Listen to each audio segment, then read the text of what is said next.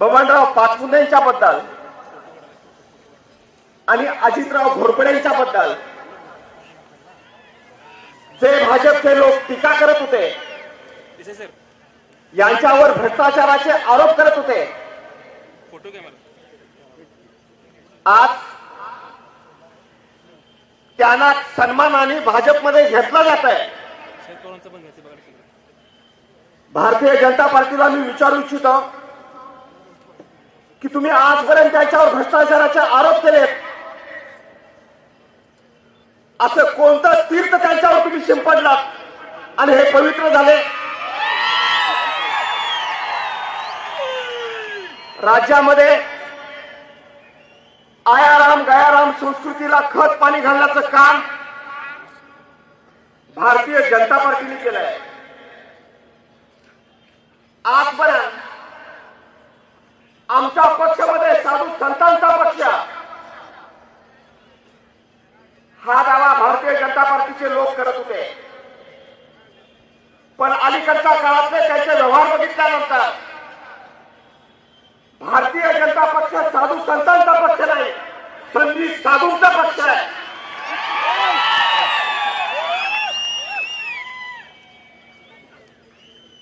आज एवढ्या आणि असल्या लोकांनी भाजपमध्ये प्रवेश केला। दाल में काला असं म्हटलं जातं, पण आता काले में दाल अशी भाजपची अवस्था झालेली आहे। 100 दिवसाच्या आत पाकिस्तानला धडा शिकवणार होते, महागाई कमी करणार होते, परदेशातला काळा पैसा माघारी आणणार होते। नरेंद्र मोदी साहेब एक दमडा तरी तुम्ही परदेशात परत आणलात का? कोणती महागाई तुम्ही कमी केली? अमित शहा म्हणजे विजयाची गुरुकिल्ली। आज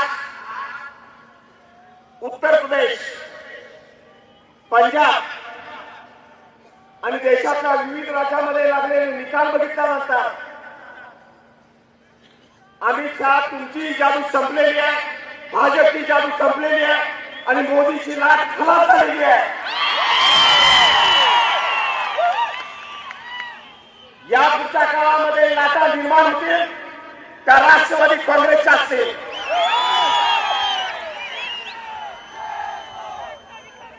उद्धवजी ठाकरे तुमची केविलवाणी अवस्था बघून स्वर्गामध्ये बाळासाहेब ठाकरेंना काय वाटत असेल याचा मला दुःख होता। आज जर बाळासाहेब असते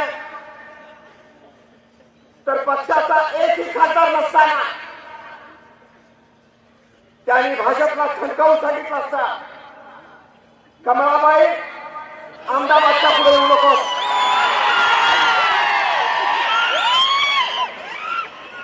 पण उद्धवजी तुम्ही अमित शहाला पायघाड्या घालताय, शिवसेनेची फरफट आणि केविलवाणी अवस्था बघवत नाही। बाळासाहेबांचा स्वाभिमानी मला दाखवायचं असेल तर सेनेने सांगितलं पाहिजे भाजप गेली उडत आणि काँग्रेस, पण ती हिंमत उद्धव ठाकरे दाखवणार आहेत। तेवढी हिंमत त्यांच्यामध्ये आहे। आपल्या सगळ्या भागामध्ये गेल्या अनेक शतकामध्ये झाला नाही असा शेतकऱ्यांचा नेता आणि हितकर्ता जन्माला आलाय। गृहमंत्री म्हणून काम करताना एक ही दिवाळी मला कधी सुखाने घालू दिली नाही। बारामती म्हणजे आंदोलनाचं पंढरपूर, आज शेतकरी संघटनेला आणि राजू शेट्टींना मी विचारू इच्छितो,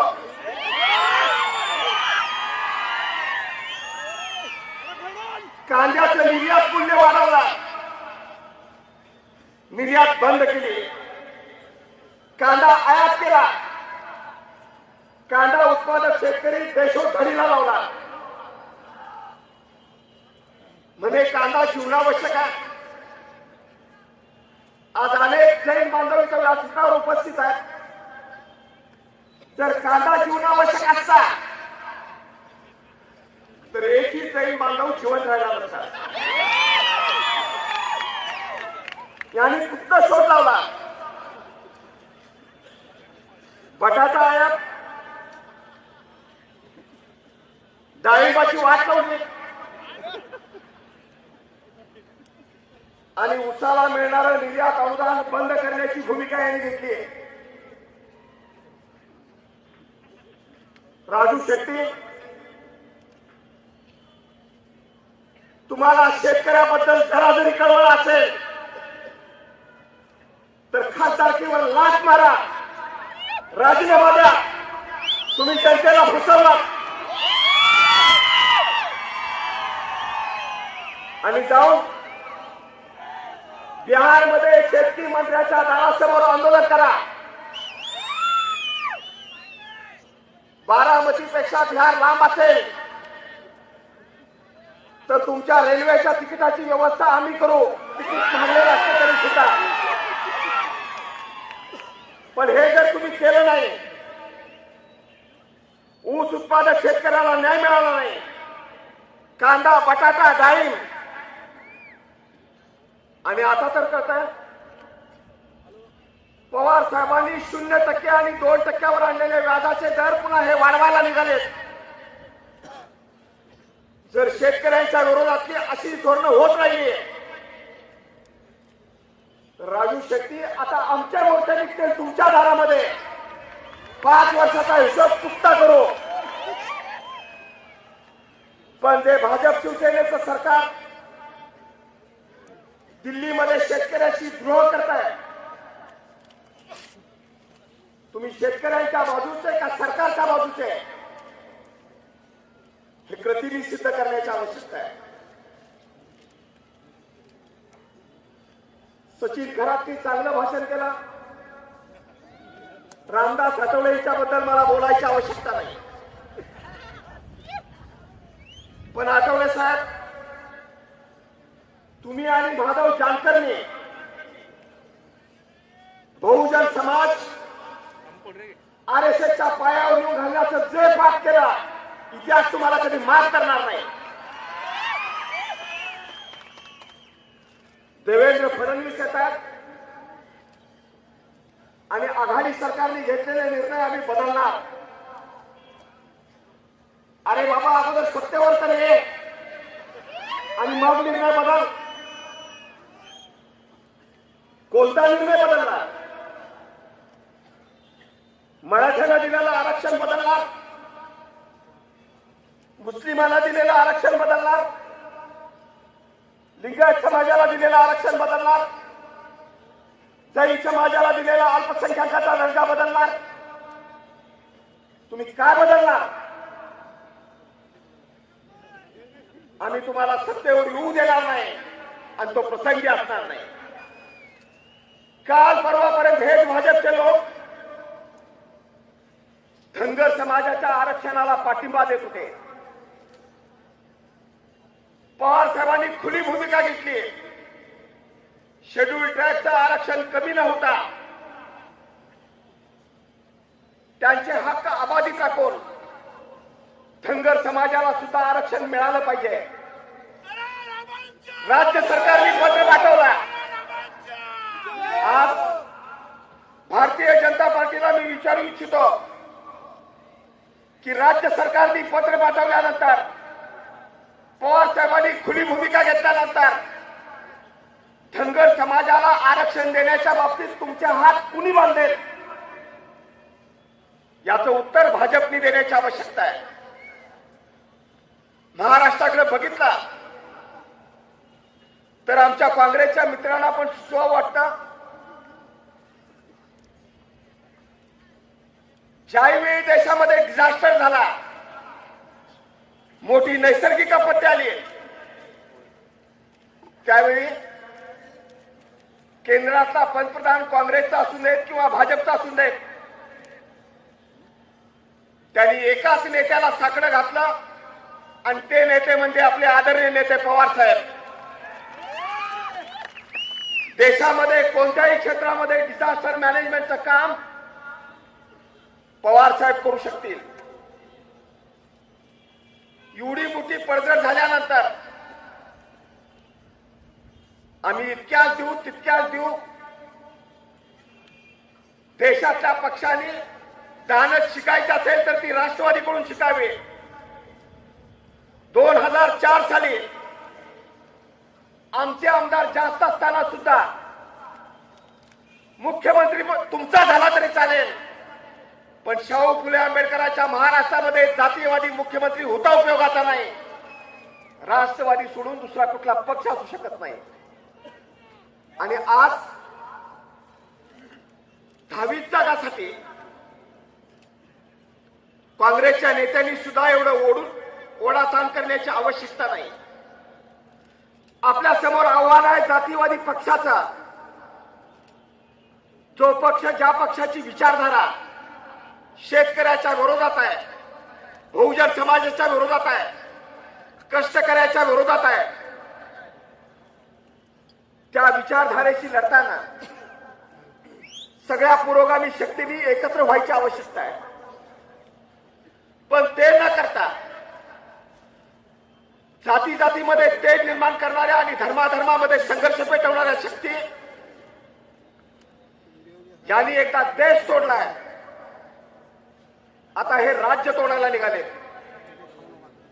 मुंबई महाराष्ट्रापासून बाजूला करायला निघाले. खूप सावध राहण्याची आवश्यकता आहे. ज्या भूमीमध्ये राष्ट्रवादी काँग्रेसची स्थापना झाली तिथंच आज प्रचाराचा शुभारंभ होतोय. लोकसभेचे निकाल विसरून जा, देशाच्या जनतेने ते कधीच विसरले. पहिल्यांदा पोटनिवडणुका झाल्या, म्हटले लाट ओसरली नाही. आज दुसऱ्यांदा पोटनिवडणुकीचे निकाल लागले, भाजपचे नेते म्हणतात अजूनही लाट ओसरली नाही. येणाऱ्या विधानसभेच्या निवडणुकीमध्ये असा भीमटोला देऊया की लाटच काय लोकसभेचे निकाल हे विसरून जातील. आदरणीय पवारसाहेब, पक्षाचे राष्ट्रीय अध्यक्ष म्हणून आम्ही कार्यकर्ते आपल्याला ग्वाही देतो. आम्ही जीवाचं रान करू, रक्ताचं पाणी करू, पण शाहू फुले आंबेडकरांच्या महाराष्ट्रामध्ये पुन्हा एकदा पुरोगामी पक्ष आणि आपला विचार हाच मजबूत राहील. त्यासाठी प्रयत्नांची शिकस्त करू आणि आपणही सगळ्यांनी पक्ष मोठे होतात